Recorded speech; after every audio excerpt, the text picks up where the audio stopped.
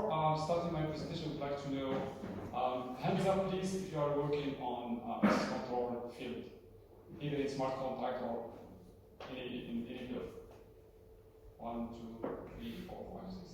Okay, so I'm in the right room to make this presentation. So in this presentation, I will go through a few points.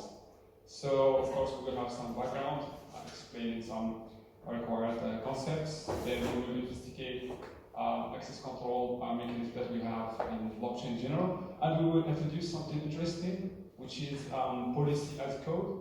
It's an interesting concept, and of course we will end up with presenting the translation approach that we have proposed. I guess everybody is familiar with a smart contract. A smart contract is like a script or a piece of code that runs in a distributed network, which is in this case a blockchain in general. So basically, it's a set of instructions and conditions. So in academia, we have seen a lot of works that try to use smart contracts and blockchain in general to manage access control. So it's like you can find few hundred papers just for this exact goal, which is managing access control using some smart contracts. But the problems, or the problem that we have, let's say, faced when we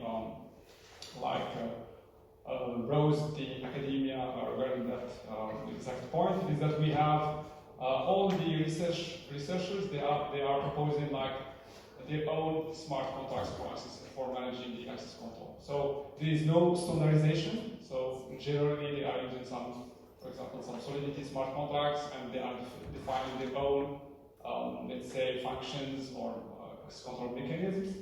The second point is that these people generally don't have, let's say, the technical knowledge about writing secure smart contracts. They've been learning about smart contracts just for a short period, so they will face some complexity regarding writing a good smart contract to manage access control. Also, we have the problem of cost, or we can say the problem of optimization, but most importantly is the security risks.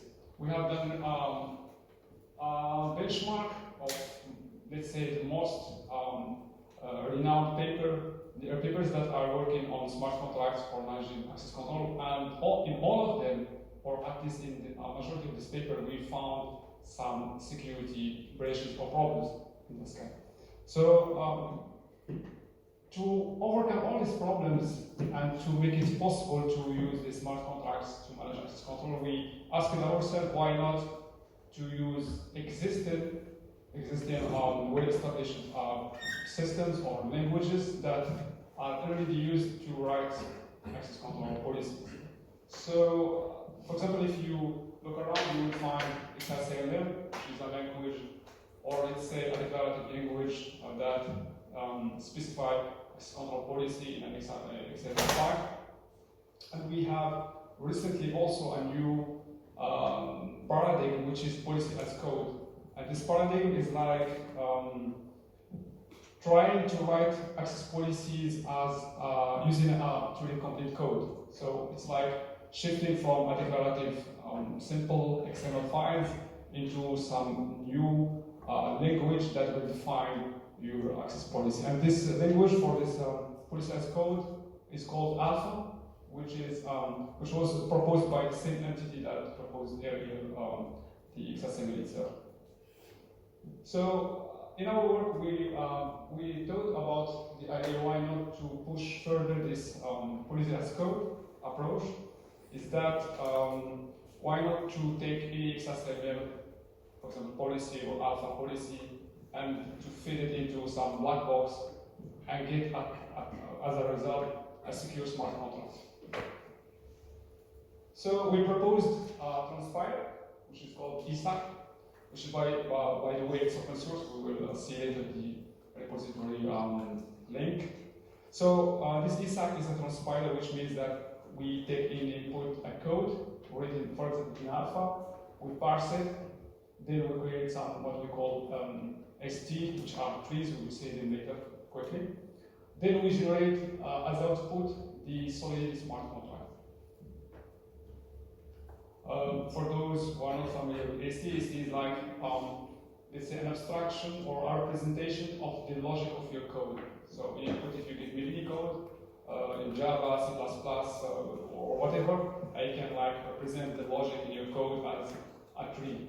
For example, here is an example that I can transform this, for example, a bit of code into a tree. Then in our transpilers that we create this tree, we transform it into the like another tree, which can be used by a code generator to generate the Solidity smart contract. And more importantly is that this result is like analyzed to let's say to give you some secure output, to give you secure access control smart contracts as a result. Of course, our work is like a demonstration of this concept because we are very interested in having such a tool, and also it will help academia at this point. It will be very helpful for people that try to work on smart contracts in general to express some access control policies. So we wanted just to demonstrate the feasibility of that. Of course, that means that there are many limitations in the current version of the solution. Is that we don't support some complex data types, nested conditions, and so on. But it's possible to like add them as a future as features. But like just because in our case it wasn't possible to roll out the whole version, but just to present a first version that at least meet the promises that we made in our paper, which means that, okay, give me any input, any access control inputs, I will give you some secure smart contracts as output. Maybe here is an example, for example, a small rule, just an example written in alpha language. So I can, for example, from that, give you a result using some Solidity. For example, in this case, it's a Solidity smart contract using, for example, this library, OpenZeppelin library, which is kind of, it's not a standardized library, but it's like the well-established library, for example, to write some secure controls for your chain code or for your smart contracts. Sorry, I said chain codes because one of the possible outputs for the system is either a Solidity smart contract or a IntelliJ chain code. So we evaluated the correctness of the transpiler because the main problem with transpilers in general is to get some accurate results. So we tried with different scenarios and we like assessed the accuracy of the resulting smart contracts, and generally we got some very interesting results, which means that this solution can be reliable and we can iterate over it to get some, or to push further features to create like a transpiler that can transform any smart contract or any access control policy in input and give you in the output the desired smart contracts. So like I said, ESAC is open source, so we provide the whole code in GitHub. If you are interested, you can contribute. We have provided also the documentation to run the solution and also to see how can you modify the transpiler, because it's possible also to do it the other way. It's like you can use the same transpiler, just modify or make some modification in the code, and you can transform a smart contract or access control smart contract into, for example, alpha policy or something like, or whatever else. So it's like it's a two-way transpiler, but currently the current version is like one way. It's access control policy mechanism that gives you, for example, Solidity. The open source version, because we have another version, supports Application Fabric and Ethereum, but this open source version will support only it supports only Ethereum and with an old compiler, which is, if I remember well, 4 something like that, because the 4th version of the compiler, the Ethereum compiler, is like was the most used version of the smart or of the Ethereum compiler in the deployed smart contracts that you will find, for example, online. So like I've said, this is an open source, so feel free please to reach out to me or to join the repository to contribute. And we'll be glad to see someone using our work to, let's say, add in some new features or, like I said, create a transpiler in the other sense. Okay, so thank you very much.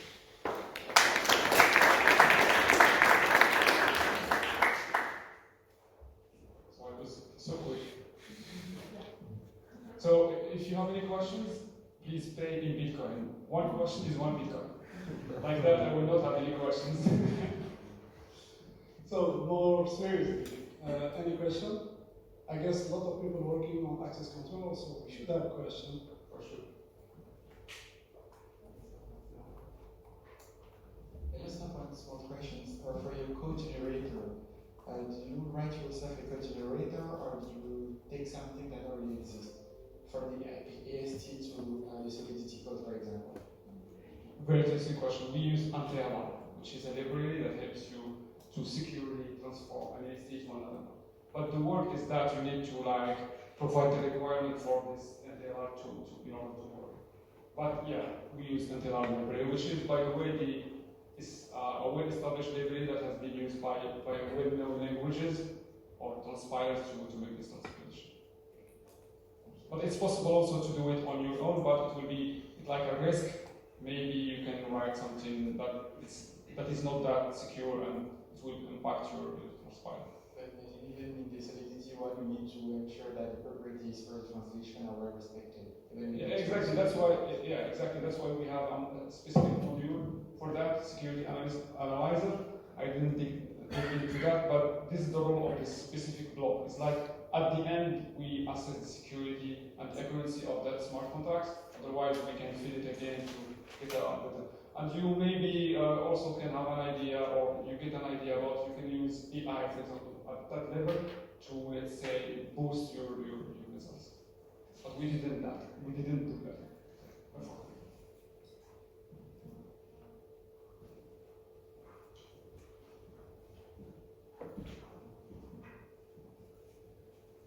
I was a bit confused by the correctness metric on your slide where you measured there are numbers below 1. How do you have to increase that? Does that mean that policy 2, if I use a transpiler, there will be a security hole, or what does this mean? We use unit tests, which means that, for example, we have the access control policy in input.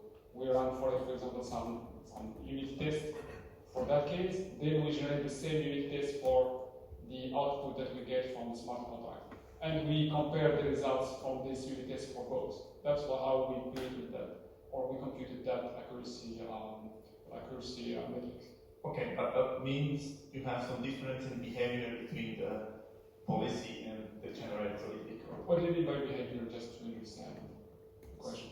So if I look at the policy and I ask the question, can you use the XYZ access this resource, and it's denied or allowed? And if I do the same on Solidity side, I should get the same answer. Exactly, these are the unit tests. By unit tests, I mean these case scenarios. For example, I have, let's say, access control policy, which, for example, for different cases, let's say this entity should have access, it's not, etc. So you define a bunch of unit tests, you run them for example, the access control policy in input, and we expect to have the same for the smart contract. So we run the same unit test for the output.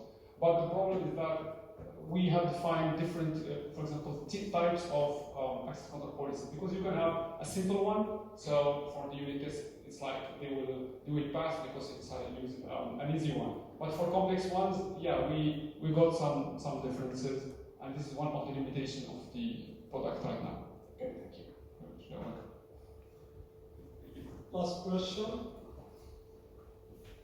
So I got 3 bitcoins. Thank you for this presentation. And I wonder if the entries which for the moment are policies could be generalized to other aspects of programming, I'm also thinking of formal languages.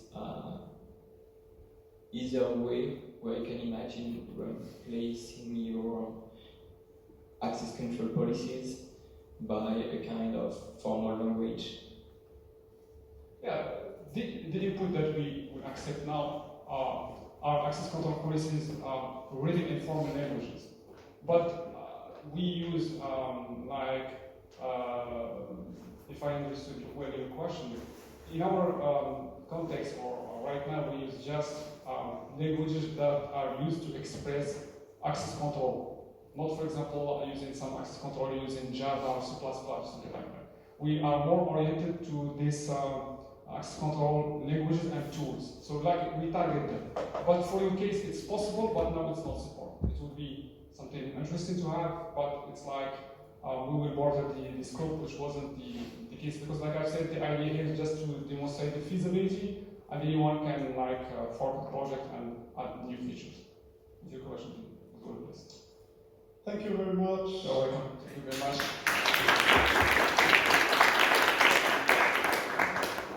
Don't forget we have to share the 3D frame, okay? We will move to the next presentation, gas optimization pattern in Loop Smart Contract and Aptos Watch.